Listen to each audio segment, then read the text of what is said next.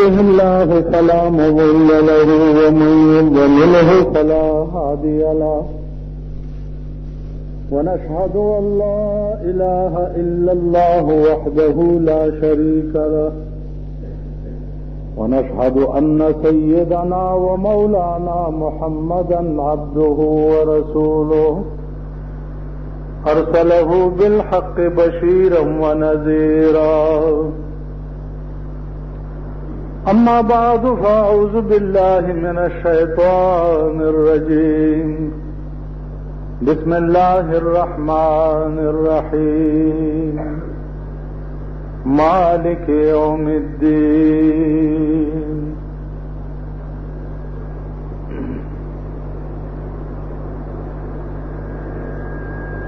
عزیزانو د قیامت د بیان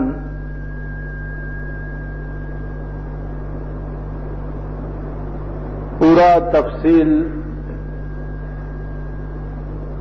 ما د خپل وس مطابق تاسو په مخ کې شروع کړی دی.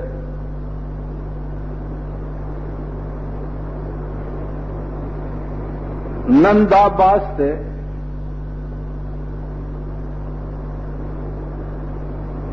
چې 13 جمعه هم په دې تاسو پوه کړی وای چې وزن د اعمالو د قیامت په ورځ بچی کیږي، نو اعمال چې دي دا به مجسم کړي شي.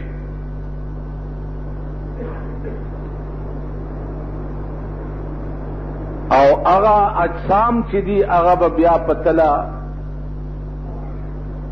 کیا چولې شي او هغه به تللې کی.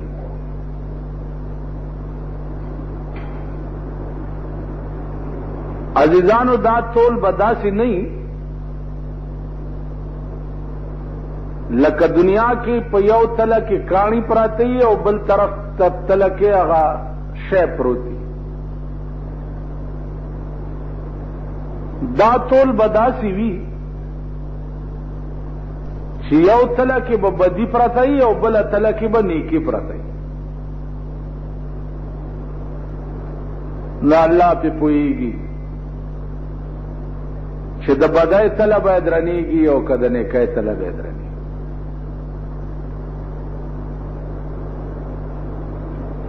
دا علم سوا د الله نه د بلیت انسان په وس او قدرت کې نه دی چې د قیامت په ورځ زمونږ وزن د اعمالو بچی کیږي چې زمونږ تله د نیکۍ بدرنیږي او کتله د بدۍ بدرنیږي.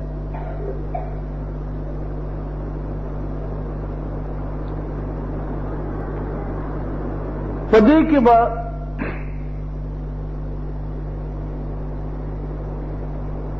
خصوصی مهربانه یو بلی کی.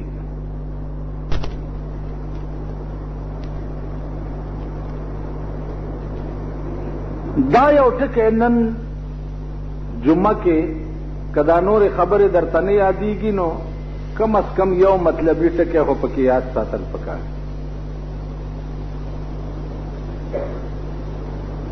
هر سړی چې څومره نیکۍ کوي نو په دې ټولو نیکو کې مقبوله نیکی الله ته قبوله نیکی دا پټه ده. ایس پته نه لګي چې مقبول عبادت او مقبوله نیکی په ټولو نیکو کې کومه یوه ده. مونږ خدا وایو چې مونږ منځو کو جوړ دا مقبول دی، حجمو کو دا مقبول دی، روزه مو نیوه دا مقبول دی وغیرہ. هیڅ پته نه دی.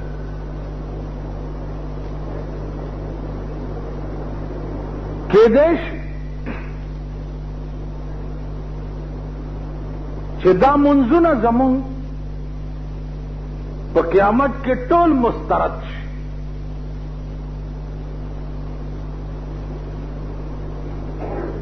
دا زکاتونه زمونږ په قیامت کې ټول مسترد شي.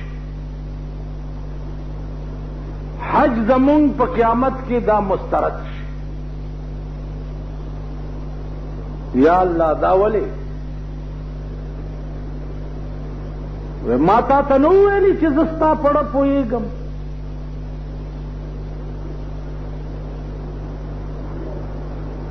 علیم بذات الصدور زیم ستا پړه کې چې څه خیال تیر شي د هغې علم ما ته دی. نو تا خو حج ما دپاره نه و کړی، حج د دنیا دپاره کړی او دنیا درته ملاو شوه،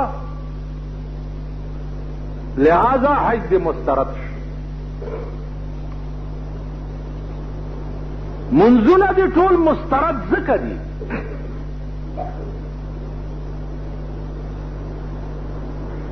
چې منځ به دې هم کولو،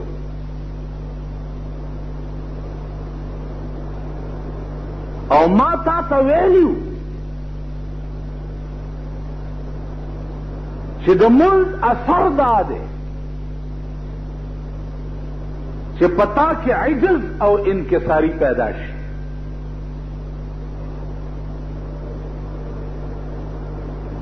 او تا دا منځ به اله منځي چې تا د ګناه نه بچ کړي. ولې تا سره په ګاونډ کې د یو سړي بچی نه هرو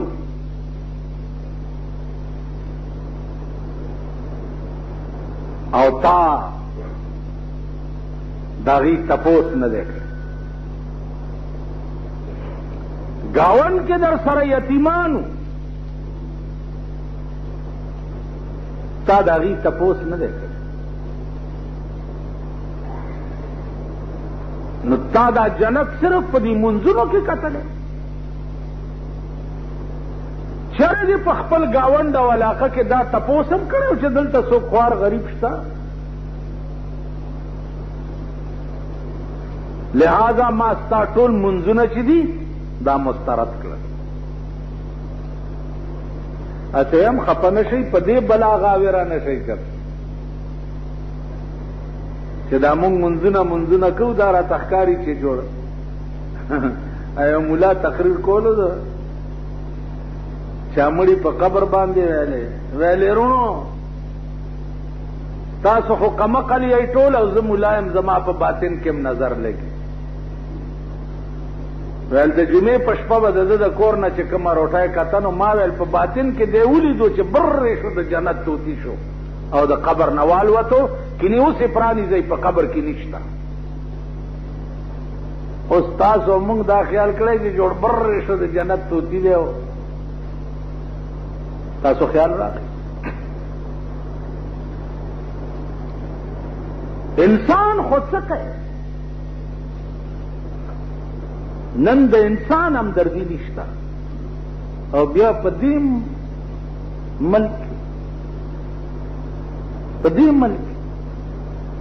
ملک هر سړی تاسو وګورئ خپله خېټه ډکوي او خپل کور جوړوي. په خدای قسم که زمانه والا تر حکومت ته پورې تر بادشاہ پورې یو زمونږ وزیر اعظم چې دا شاید چې هغې سره زمونږ څه غم وي او ځکه چې زمونږ د غمه داسې مانده شوه چې ډکی ترې جوړ شو.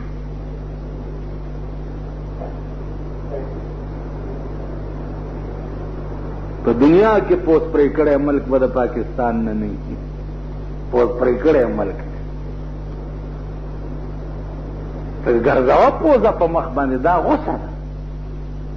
اوس بله خبره ده چې پوس پرې کړی په شرم نه شرمي.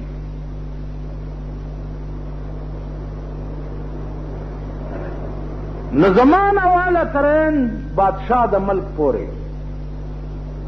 هر سړی چې کینی خپل کور جوړوي، د بل غم ورسره نه. او کوم انسان کې چې د بل غم نو هغه انسان منځ نه دی، حج نه دی، زکات نه دی، انسانیت هغه انسان هم نه دی، هغه خر دی صرف په څلور بولي نه ګرځي نیغ ګرځي چا کې چې د بل غم نو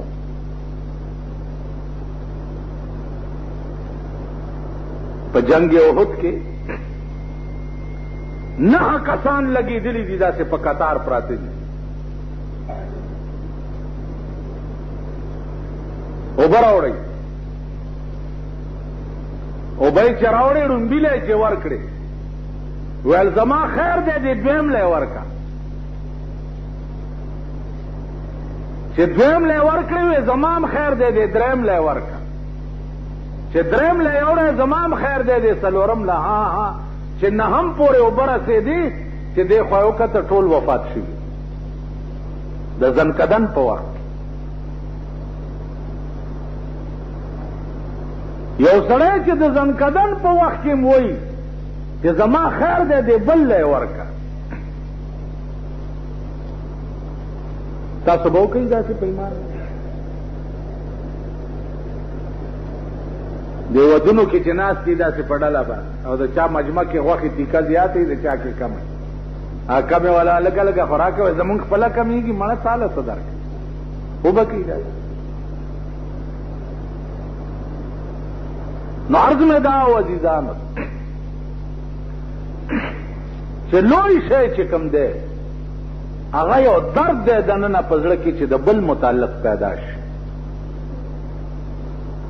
او چې د بل متعلق د درد نو نو د هر څه به د مسترد شي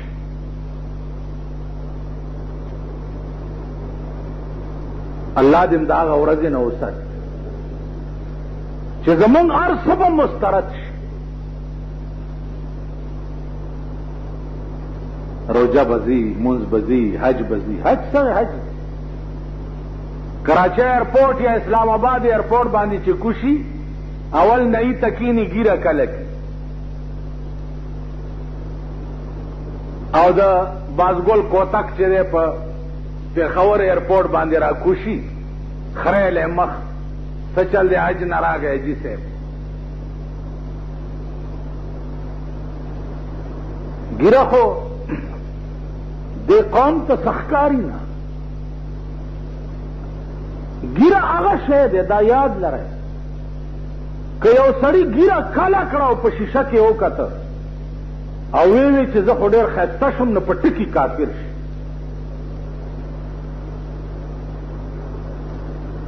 ځکه چې تا د پیغمبر سنت کل کړه او تا ویې چې زه ښایسته شم نو توهین سنت شو توهین سنت باندې سړی کافر شي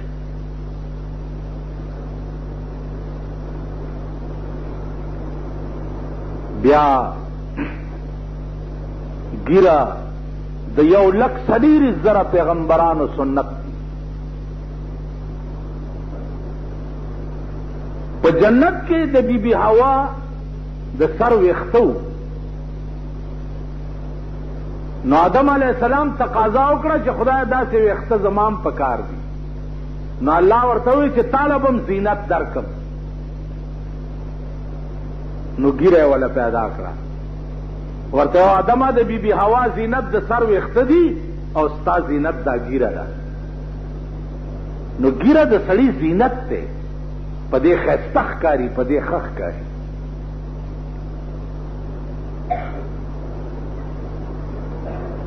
نو عرض مې داو چې ډېر احتیاط کوئ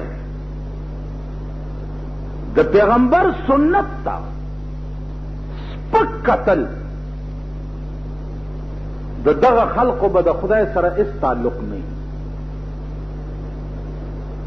د پیغمبر سنت تا سپک قتل د دغه خلقو به خدای سره هیڅ ځای نه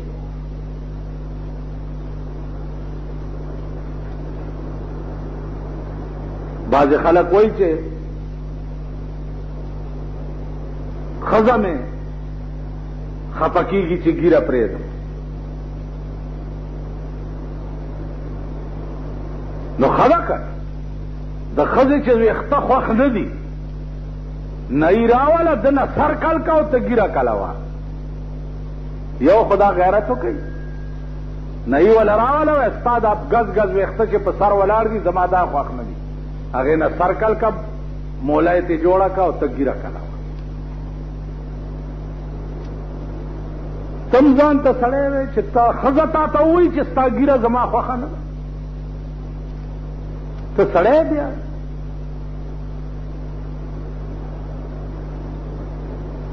بیا سپینه او توره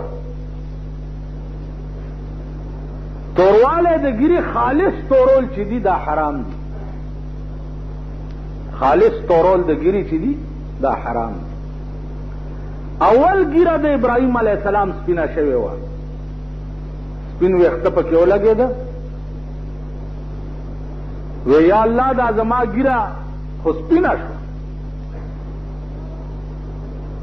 ورته وی چې هذا وقارک ابراهیم دا ستا عزت ته نو ابراهیم علیه السلام دعا وکړه چې اللهم زد وقاری خدای زما دا وقار نورم زیات کا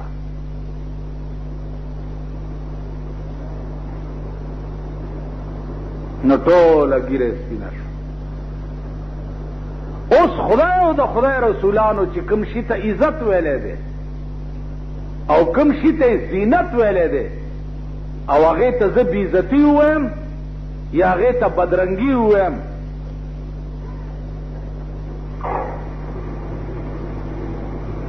دیخوا ګورئ دیخوا د کمیټۍ مهرباني راله دا ستاسو ملک دی دا اوبه ګورئ د بېنظیرې پرکټي یو مونږه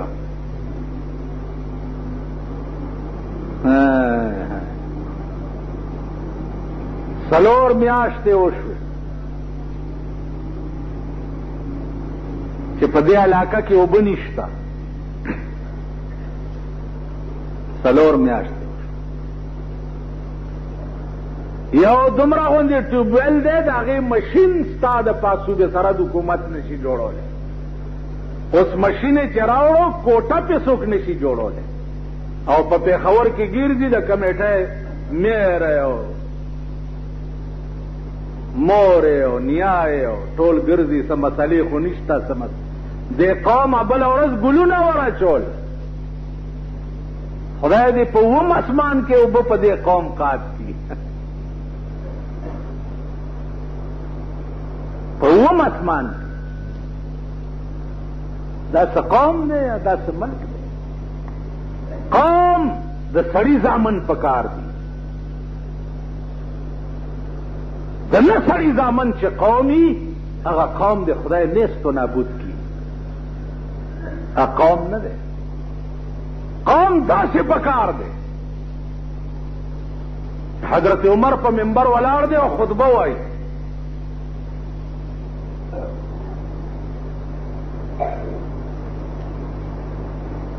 خطبه وایي او یو غلام را پاسېد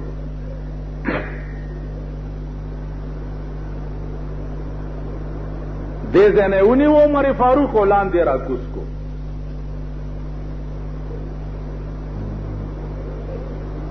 ورته یې ولې وی دا د رسول الله منبر دی ته په دې خطبه نشې ویلی په مال غنیمت کې څادرې راغلې وې هغه څادر یو یو مونږ ته ملاو شوی دی او یو تا ته ملاو شوی دی ستا دا کمیس اوږد دی او زمونږ کمیسونه لنډ دي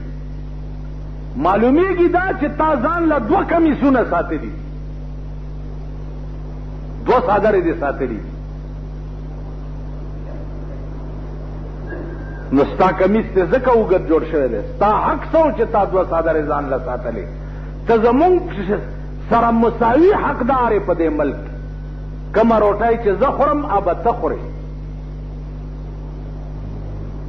کم مراعات چې ما ته یې هغه به تا ته وي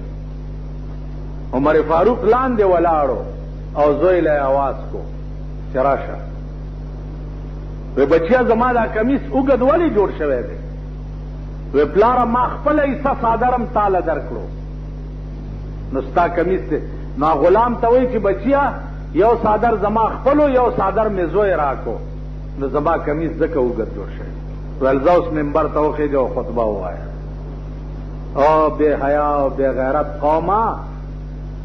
ګلونو ګنټې وزیرانو ته ما اچوئ او شرمېدلو او په شرمونو شرمېږي ګلونو ګنټې ما اچوه ګریوان نه ونیسه چې تا پرون دې قوم سره څه وعدې کړې وې پرون دې قوم ته وې چې زه به د ملک نه غریبي لرې کوم د خدایي دعوه دې کړې وه نن په دې ملک کې په 14 روپۍ کیلو چینی ولی شو په 250 روپۍ بورای اوړه ولی شو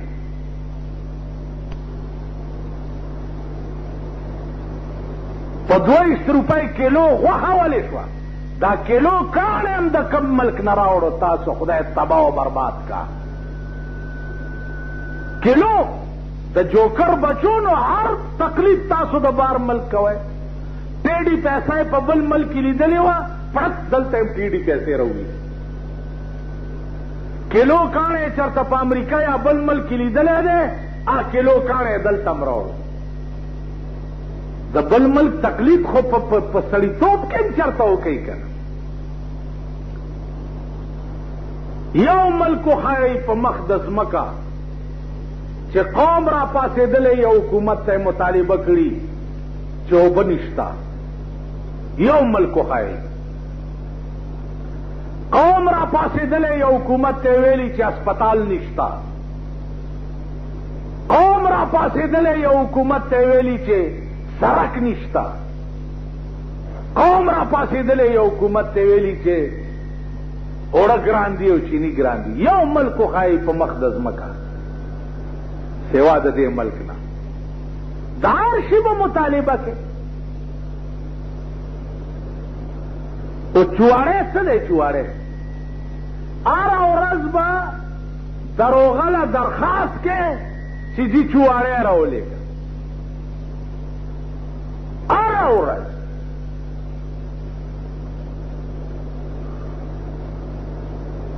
بیا د کمیټه یو افسر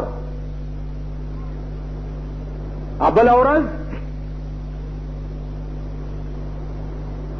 د چیف منسټر دوره وه په پېښور کې د کمیټو والاو په سړک ورته چونې اچولې وې او صفایانې کړې وې او لارې کولاو کړې وې چې چیف منسټر را روان دا پېښور د چیف منسټر جایګیر دی زما حق پکې نشته چې ما دپاره صفایي وشي زما د کور مخې ته ویڼی صفا شي زما حق نشته شاهانو ته به صفایانې کي نو یو راځي چې ویڼی ډکې دي ډېر ښه کار دی چې ډکې خدای دې کور ته مو به در نه باسه زه خو ستاسو د کورونو د ورانولو په تاق کې یم زه خو په هغه تاق کې یم چې دا ملک د ملک داسې ورک شي لکه پرون چې جاز ورک دی او تاسو یې نشئ پیدا کولی په دومره غوندې ملک کې په دومره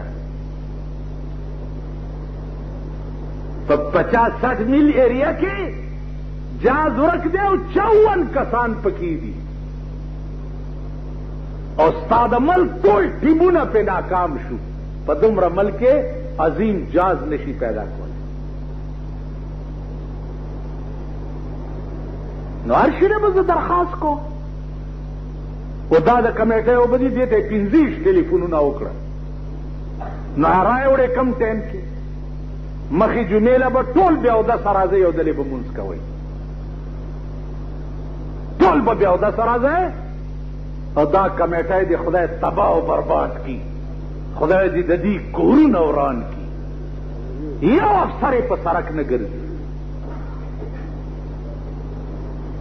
میرے په پیجارو کې ګرځي پیجارو کې چې 8-10 लाख روپو پیجارو کې د چواړیانو مشر جمعدار ګرځي چواړیانو جمعدار خو چرته په خره سور کوي چې ګرځي او د علاقې ګوري په پیجارو کې ګرځي دا څه ملک دی دا څه وطن دی بیا د کمیټۍ ډاکټر څه دپاره دی څه دپاره دی زما دا جومات سی ای ډي والا اټینډ کوي ولاړې چې چخوئ نه چخوئ نه دا رپورټ یوسئ او د دې حکومت په دې سپېږمو کې ور ومنډئ چې د کمیټې ډاکټر ما په دې 10 کاله کې په بالا ماڼۍ کې نه دی لیدلی چې راغلی چې بالا ماڼۍ کې چېرته صفایي شوې ده او که نه ده شوې. ټول په کمیټۍ کې ناستې دیاړي پیدا کوي، ټوله مشینري دیاړي پیدا کوي. دیاړي هغه علاقې څه کوي یا وطن څه کوي، ویړی څه کوي. په سړکونو ورشاول سړک یې وګوره، بارډر پل سره وګوره، لکونه روپۍ په دې سړکو باندې حکومت ولګولې. د اوبو نکاسي نه ده کړې، چې د اوبو نکاسي نه ده کړې چې 10 څاڅکي راتوی شي بیا پکې کشتۍ چلیږي. دا روډ وګورئ، دا مخامخ تر باړې پوله بډبېرې پورې کروڑونه روپۍ پې ولګېدې. ټیکدارانو، سیانانو، انجینیرانو، اورسیرانو، ایس ډي اوګانو هړاپ هړوپ پکې ووالې راووالې. ورشئ پالیټیکنیک سره وګورئ چې لږ باران وشي کشتۍ پکې بیا ګرځي. ما خو بار ملکونه هم کتلي دي، شرمېدلي ملکه. اول د اوبو نکاسي وشي، سایډونو ته ویاڼۍ جوړې شي، هغې نه بعد بیا سړک جوړېږي. دوی اول سړک جوړ کړي، بیا اوبه پکې ولاړي، بیا پې ټلیفون والا راځي، بیا پې بمبو والا راځي، بیا وران کی، بیا وران کی، بیا وران کی، بیا سوی ګیس والا پې راشي. سوی ګیس والا چې چېرته ځای وکني هسې خاورې پې راواړئ او نری باجري پې واچئ، انجینیر راشي پاسې کې چې جي دا پوخ بیا جوړ کو، بلې پاشي څه تو وا څه ما والې. تاسو خیال راغی؟ نو عزیزانو تاسې ملک م سکونت دی چې خدای پاک مل شاه زمونږ د وس نه خروره بار ده. دغه د خولې ډزې په وس کې دي، نور خدای پوهېږه او ملک پوهېږه او قوم یې پوهېږه او فیصلې یې پوهېږه. خو چې څنګه فیصلې کوئ هغسې به در سره کېږي. څنګه کوئ؟ نن یو ممبرو خبرې کولې، ابو نشته، پلانې نشته، خولې له راله چې ورته ویم چې تاسو ممبران به چې ودرېدئ دې قوم ته به م وې چې زه به داسې وکړم او زه به داسې وکړم او زه به داسې وکړم او زه به داسې وکړم. نو چې داسې دې ونه کړه خو ورکشه کور کې کښېنه که نه، بیا په اسمبلی کې څه دپاره ناست دی چې زما خبره نه منلی کېږي، زه به هغه ذلیلو سره په اسمبلی کې کښېنم.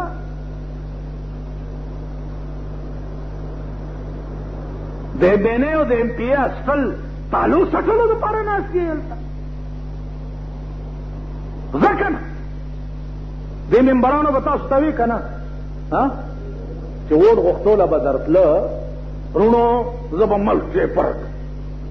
او رونو تاسو غریبان یې دا خښتګونه بدله نه وي او دا ښځې به درته د 100,000 وکړم. دا به درته وی که نه به؟ نو اوس ورشئ که نه، خدای م ورک که چې ورک شئ، ورشئ راوینیسئ د دې خپو نه او په دې سړکو یې راکاږئ چې تا ویلي څه دا اوس ولې سړک نشته، اوبه نشته، ویړی نشته، چواړی نشته. اوس راشه که نه.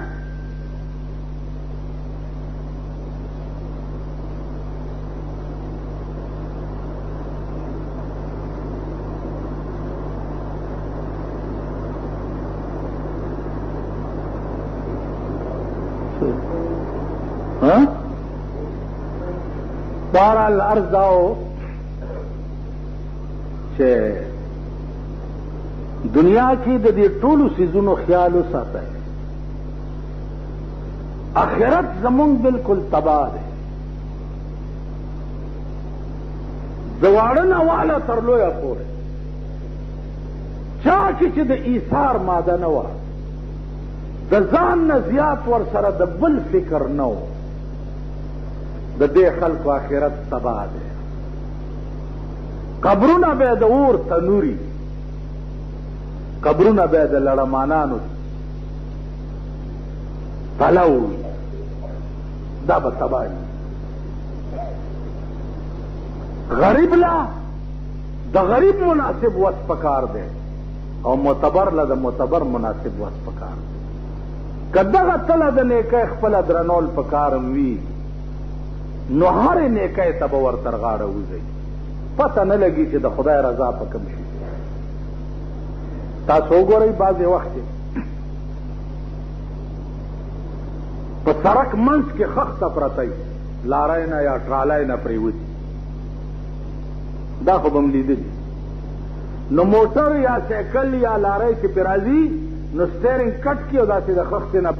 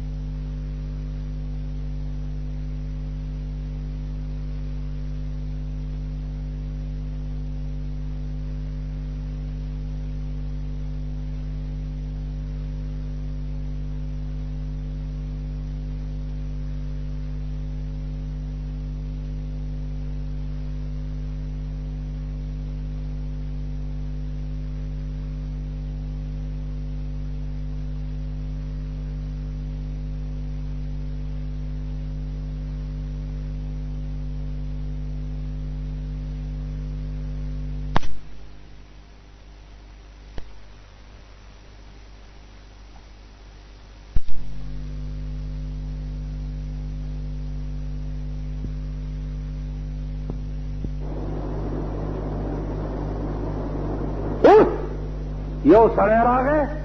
او د جومات په خوله کې موږی ټکوالی په دې نیت چې که چا سره خر یا څه ګډه چیلی وي او مونځ کوي نو دې موږي پورې به وتړي او دی به مونځو کې بیا به پرانیزي او ځي بل راغی هغه موږی وویستو چې هسې نه د جومات خوله کې موږی دی چې څوک مونځ ته ځي چې بودري پې ونه خوري دې دواړو ته په دنیا کې زیری د جنتو شو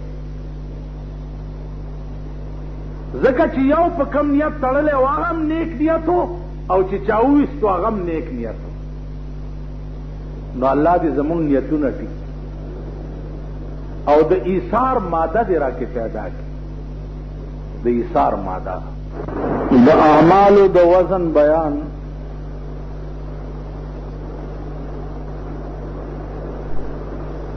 انشاءاللہ العزیز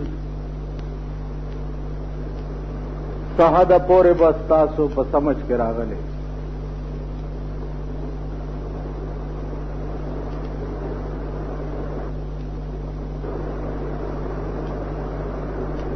نن دا باز سے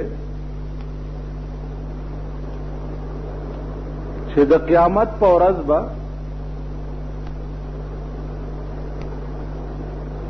اللہ پاک عدل او انصاف کوي او کنا کرم او مهربانی وکړي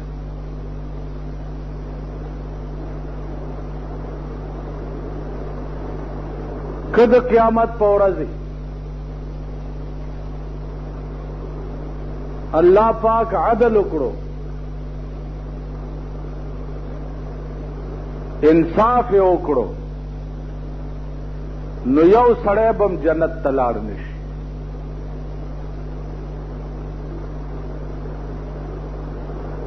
تمامه دنیا چې دا به جهنم ته لاړ شي ځکه چې د عدل او د انصاف تقاضا دا ده چې تا څه کړي وي نو تا ته د اجر ملو شي انصاف څه ته وایي ما تا سره مزدوري کړې ده او تا د مزدورۍ عوض ما ته راکو دې ته انصاف وایي عدل څه ته وایي ما تا سره مزدوري کړې ده او تا د مزدورۍ بدل ما ته راکړو دې ته عدل وایي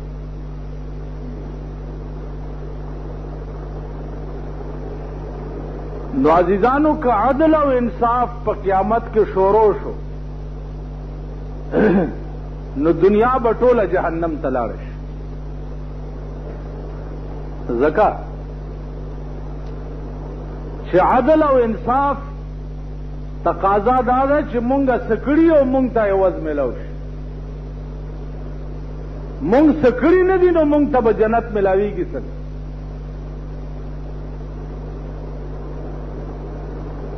د دې وجې نه په قیامت کې به الله پاک کرم کوي. کرم دا معنا چې په زړه کې دې د نیکۍ تیر شوي،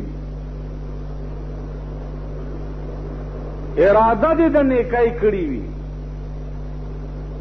او هغه نیکي دې کړې هم نه وي عملا، نو الله تعالی به د هغې هم اجر درکړي.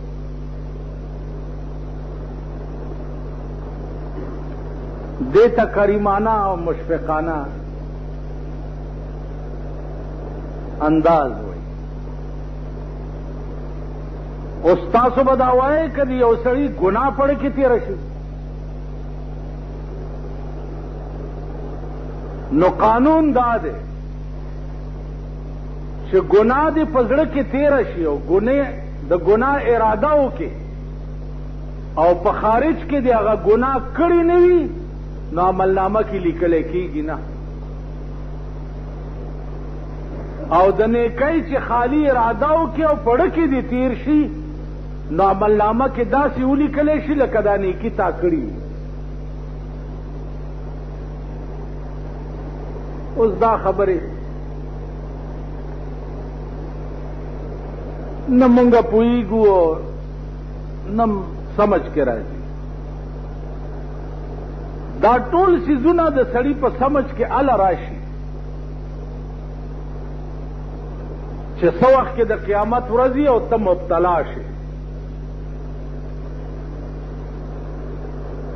چې مبتلا شي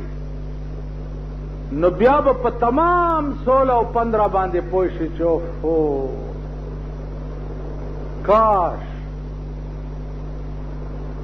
اے رب العالمین چې زما زړه خو په دنیا کې بل کار نه کولی سوا د نیکو د ارادې نه. لکه حدیث کې راځي یو سړی شهید دی او شهید خپل مرتبه او رتبه وګوري په قیامت کې نو دی به دا تقاضا وکړي چې الله کاش ثم احیا ثم اقتل ثم احیا ثم اقتل ثم احیا ثم اقتل. اے خدای چې زه قتلېدی او بیا ژوندی کېدی، بیا قتلېدی او بیا ژوندی کېدی، بیا قتلېدی او بیا چې زما کار نه وی بل خو بس قتل کېدی او بیا را ژوندی کېدی، قتل کېدی او بیا را ژوندی. نو هر سړی به دا تقاضا وکړي چې کاش چې زما زړه د بل شي کور نه وی او زما زړه کې د بل شي ارادې نه وی. نن زمونږ زړه خو د څه شي د ارادو مرکز دی.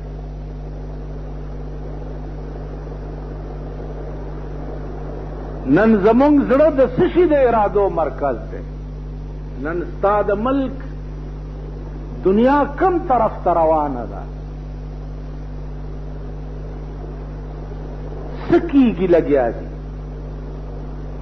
ستا د ملک دا نوجوان طبقه چې ده دا کم طرف ته روانه ده، دا د تباہی او د هلاکت طرف ته روانه ده.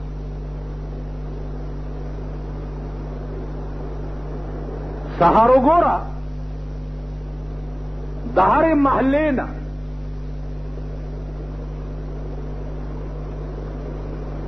هلکانو په ترخ کې د وي سی آر ډبلې نیولې او راوې باسي او دکان ته وړي.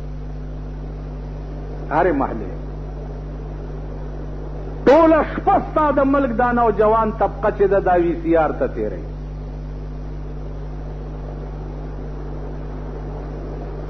ټوله شپه او بیا د جمعې شپه په پاکستان کې د جمعې شپه دا د ډمتوب او د کنجرتوب شپه پخوا به د جمعې شپه چېرته د بزرګۍ شپه وه خلقو به پکې نفلونه کول منځونه به یې کول څه به یې کول او د جمعې شپه په پاکستان کې د ډمتوب شپه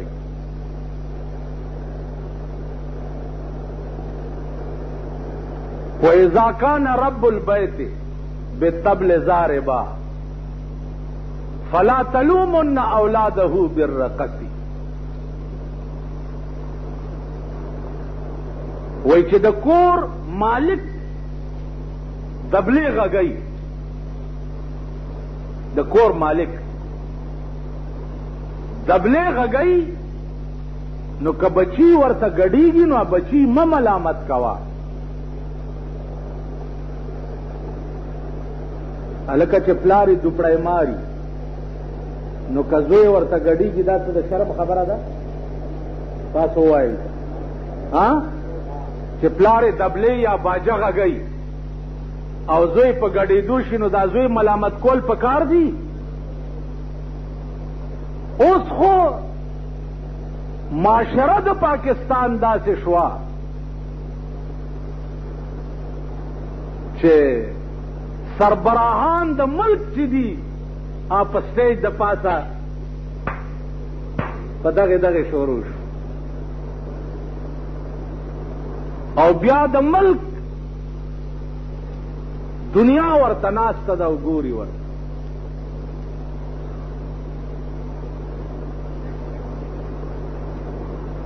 سربراه د ملک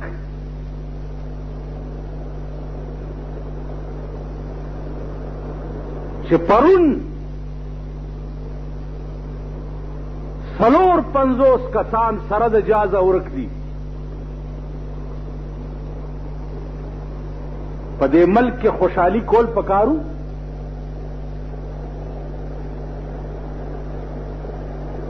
450 کسان سره د وړو ماشومانو ورک دي سره د جازه او ترننه پته نه لګي نو په دې ملک کې ماتم پکارو که خوشحالي پکارو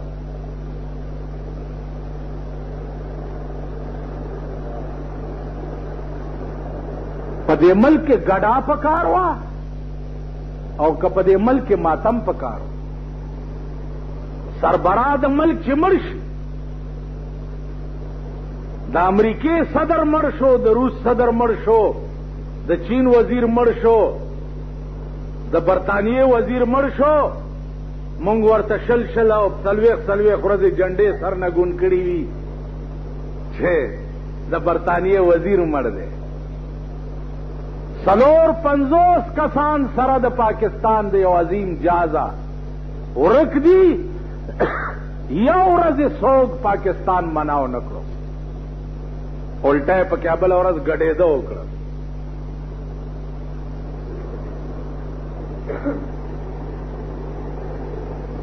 دا قوم راځي چې هلکه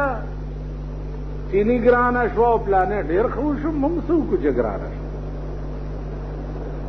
ما ته به نه وایي چې یا اوړه ګران دي یا چینی ګرانه ده یا غوړي ګران دي ما ته به نه وایي 75% ووټ د قوم دی حکومت ته ورکړی دی 75% نو چرته چې په ګرامنۍ کې 75% ډوبېږي نو موږ دا 25 ته ورسره خدای ته مخکې ډوب ٹھیک ہے کہ طرح سر وہ ہم تو ڈوبے ہیں صنم تم کو بھی لے ڈوبیں گے وہ زخواصم ڈوبے ماں وہ انشاءاللہ تب امرانا بچ نزی خدای بتام غر کئی ما تیس پروانش زپد اخپل زڑے کی خم مطمئنم ما تا اطمینان دے چھ ما ټول عمر د بندا اسراډو کړی نه ده بنده بچی او داغه اسرا بچی و یا بست عبدالله په معشوقو د جهان فخر کړه فخر په هغه چې په سبحان فخر کوي، په هغه ذات فخر کوا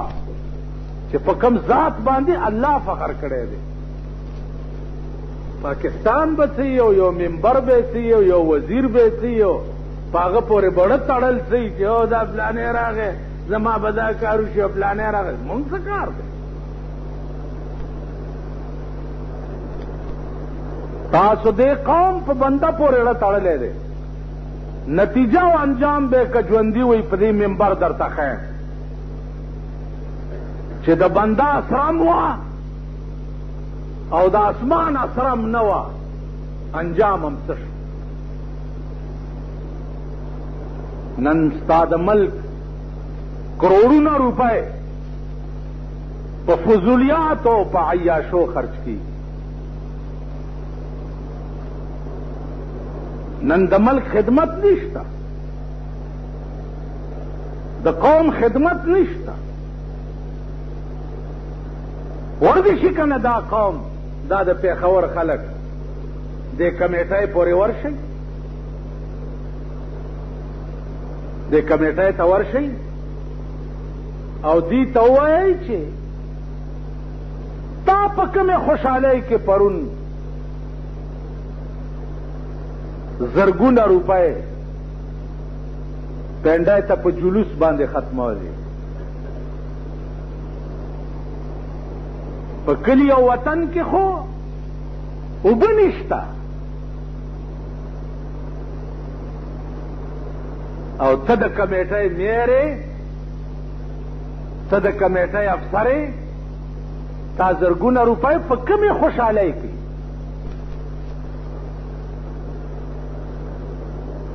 دا قوم دې تپوس دا قوم الله دې په دوی د چرګو مرض راوړي. دا خو هغه ذلیل قوم، هغه ذلیل قوم دی چې الله دې امان راکړي. دی خو اوس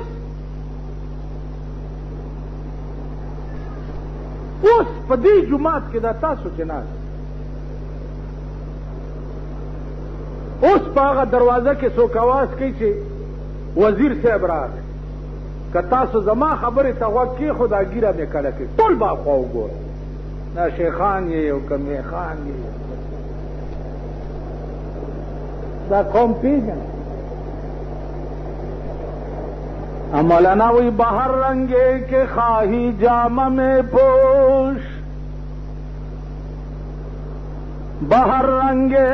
کے خواہی جام میں پوش، من انداز قدترا میں شناسم،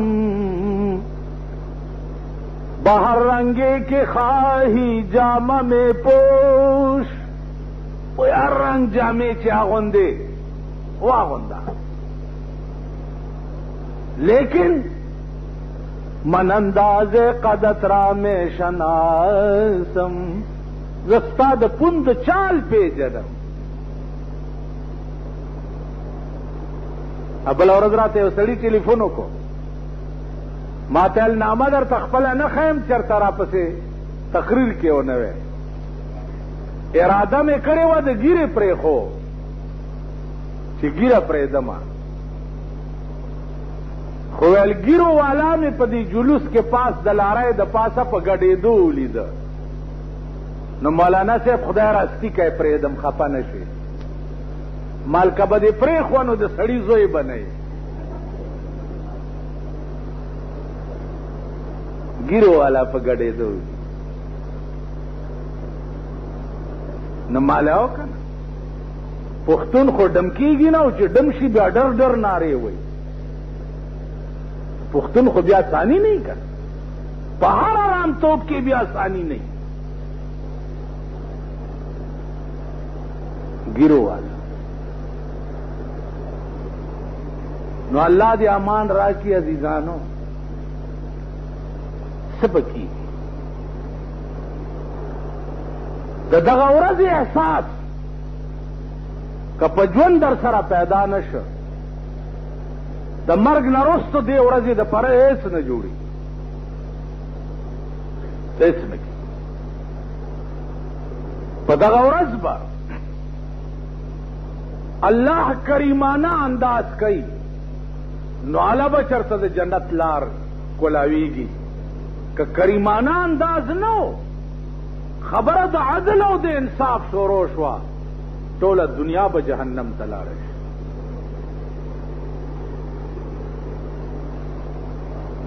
ځکه چې د عدل او د انصاف تقاضا دا ده چې تاسو کړي نو څه درته میلاو شي که تاسو کړي نه دي نو تا ته به میلاویږي. دې وجې نه دا فکر او دا احساس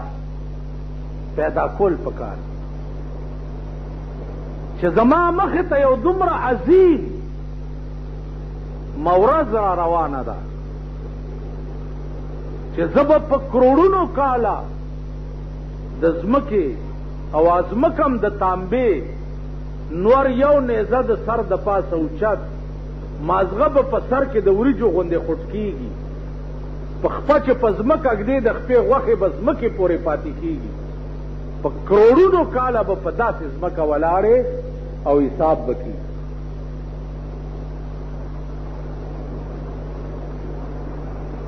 دې دپاره وړاندې نه فکر پکار. یو سړی دی 80 کاله یې منځونه کړي دي 80 کاله د سهار په مونځ 100 منټه لګي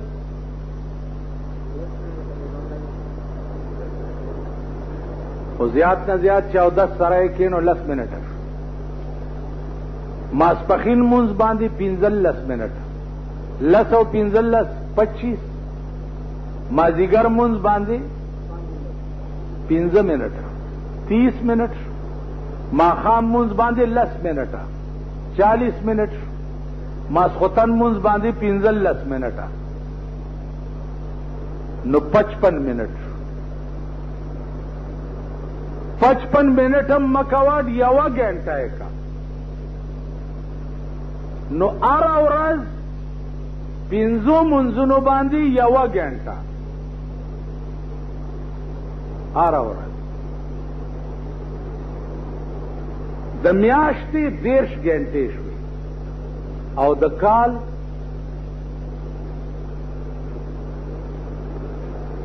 12 سے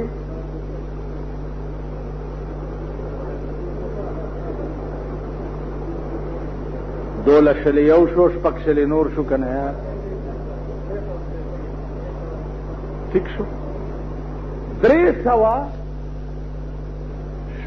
غنټې د کال اوس 360 غنټو نه ورځې څو جوړېږي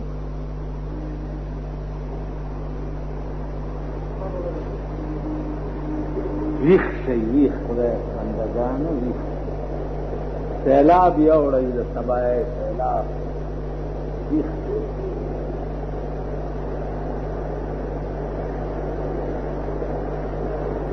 پاکستان هغه ملک دی لکه په کابل کې یو مثال دی چې نان بخور او ټربیزن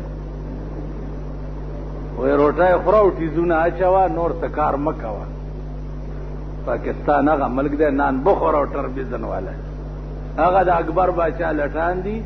چې په اللهم روټۍ چرته حلاله مرداره پیدا کی او برډډه لګی نور د څه وجې نه دي.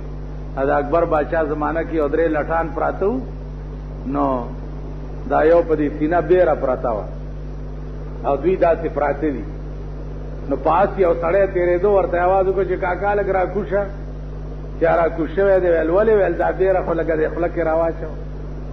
هغه دا خیال کړی چې دا درې واړه به فالج والي او لاسونه به نه اوچتېږي نو هغه بیره خوله کې ورچولې ویل خیر خو دی ویل خیر خیریت دی ویل ناجوړه یې ویل نه لاسونه ویل ټیک ټاک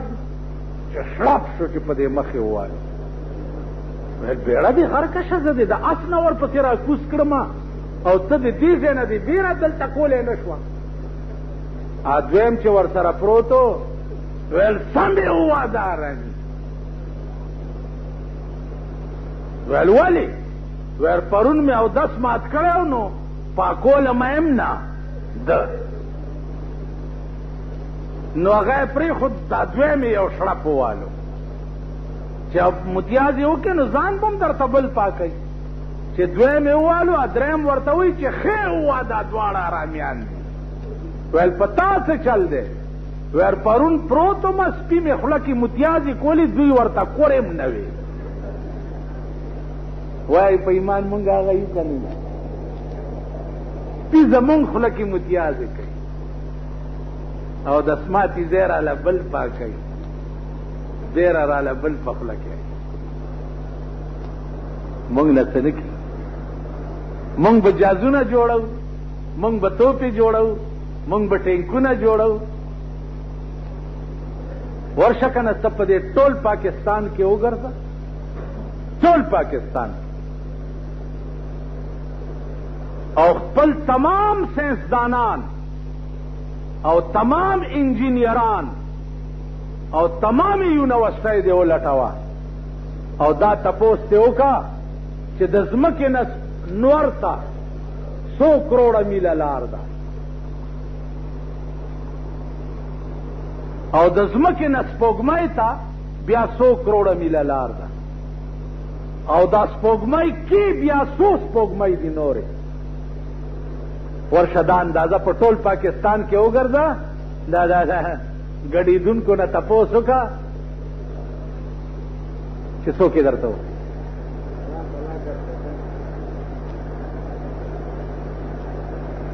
ټول ملک کې وګرځه ملکونه هغه دي چې دا حساب هم لګولی دی چې د ځمکې نه نور پورې 9 کروڑ 65 لاکھ میل مزل دی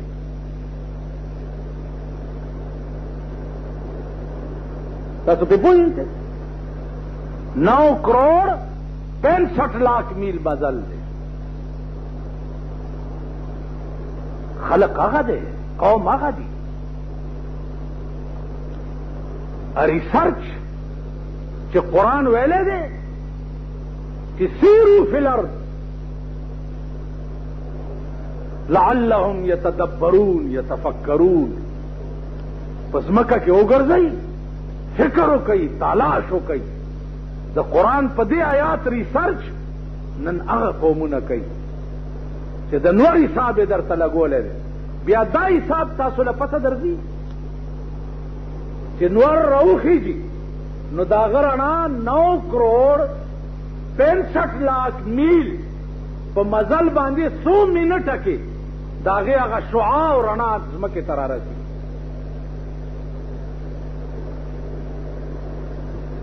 دا درته پته ده 4 منټه کې چې نور طلوع وکړي نو د هغې شعاع 9 کروڑ 65 لاکھ میل پر رفتار باندې په 4 منټه کې ځمکې ته رارسي بیا دا د سپوږمۍ رڼا دا د څه شي رڼا ده او دې کې بیا څه دي دننه یو سیاره 12 کاله وشو چې یو ستوري ته روانه ده او داسې فوټوان رالیږي د دې اسمانونو چې عقل به دې اریان شي 12 کاله وشو ایله اوس ورنږدې شوې تاسو به دا شیزونه جوړوئ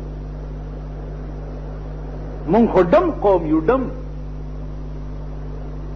مونږ خو ډمان یو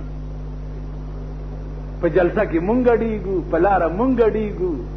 په واده کې مونږ ګډېږو په سنت کې مونږ ګډېږو مونږ خو ډمان یو قومونه دا خلق دی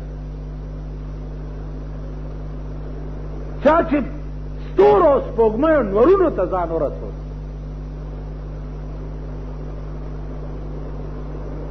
نو عرض مې دا و عزیزانو چې زمونږ دواړه جانه تباه دي آخرت له مونږ څه کړي نه دي تو ووایه چې په کال کې د کال عبادت ستا 6 ورځې جوړېږي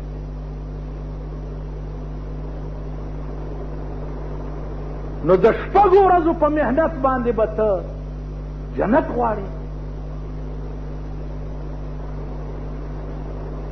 تاسو وایئ په ایمان چې تاسو یو ګوډ او شل نوکر ساتلی شئ؟ ساتلی شئ؟ ګوډ او شل یعنی یو 200 روپۍ میاشت نوکر هم مونږ نشو ساتلی، ځکه چې شته نه راسره. نو په دنیا کې 200 روپۍ میاشت نوکر نشي ساتلی، او د قیامت نوکر به څنګه او د جنت نوکر به څنګه؟ اذا رأیتهم حسبتهم لؤلؤا منثورا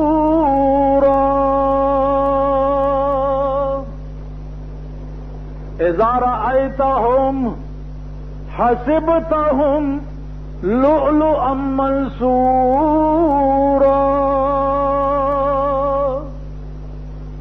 د جنت یو نوکر بد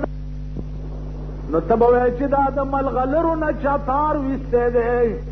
او یو د بل د پاسه ټپکیاوي ملغلري. وحلوا أساور من فضة وسقاهم ربهم شرابا طهورا وحلوا أساور من فضة دې نوکرانو به بیا د زرو کنګڼې په لاس کې اچولي او به چې درته پیش کوي وسقاهم ربهم شرابا طهورا په هغه لاسونو به درته ګلاس پیش کړي. نن یو بسترې لکه ورشه منډۍ کې 800 روپۍ او اچوي پکې څه وای د کابلیانو له چې کوم سامان جوړي بیا هغه ټیکه چاله ملاویږي. خدای مرمیږما ټیکهدار ته مې تا خدای په فالجو والی